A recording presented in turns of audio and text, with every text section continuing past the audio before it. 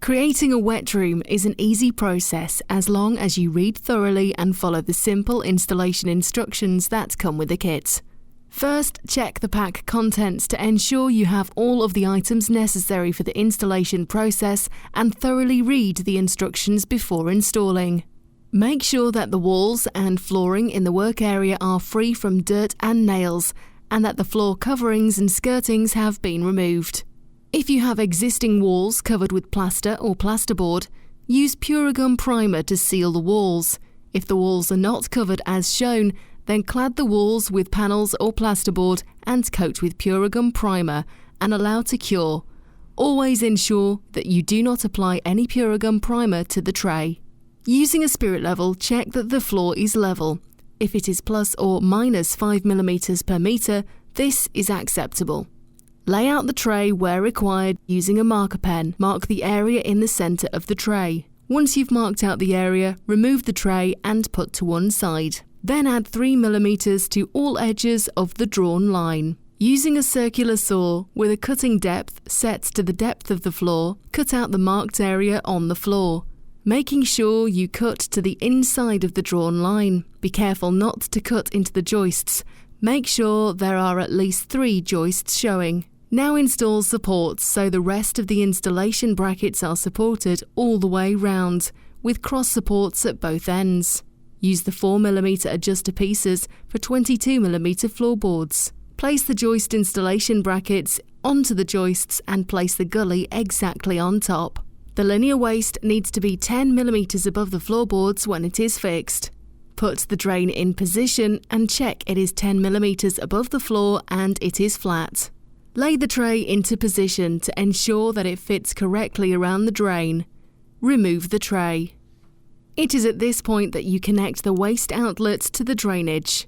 Then securely screw through the flange of the gully and installation brackets to the joists with the screws provided, ensuring both ends are screwed into joists or supports. Use the MS polymer to seal the gap between the floor and the installation rail all the way round. Lay the tray into position and then screw the tray down to the floorboards at 15 cm intervals and make sure you avoid any pipework cables or services. Then level the room with appropriate tile backer board.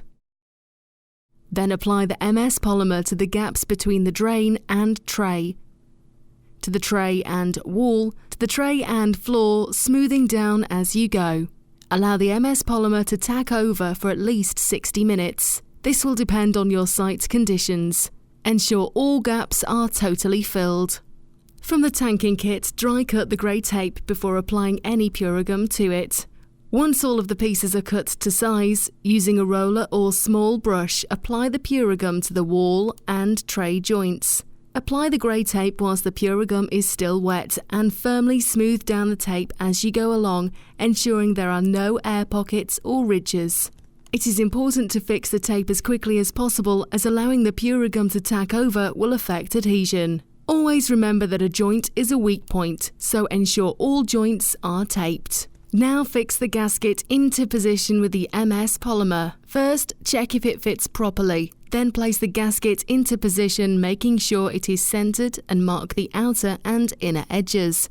Remove the gasket. With the MS polymer, create a zigzag pattern in the marked area, and then with a clean flat scraper, smooth the MS polymer in the entire marked area to a thickness of 1 mm to 1.5 mm, and only overlapping the marked lines by 1 to 2 mm. By doing this, you will ensure the whole gasket is fixed. Fix the gasket into position, making sure you are pressing with reasonable amounts of pressure, and push out all the creases and air bubbles beneath the gasket. Go over the whole gasket with a clean wide flat scraper, pushing it into the MS polymer.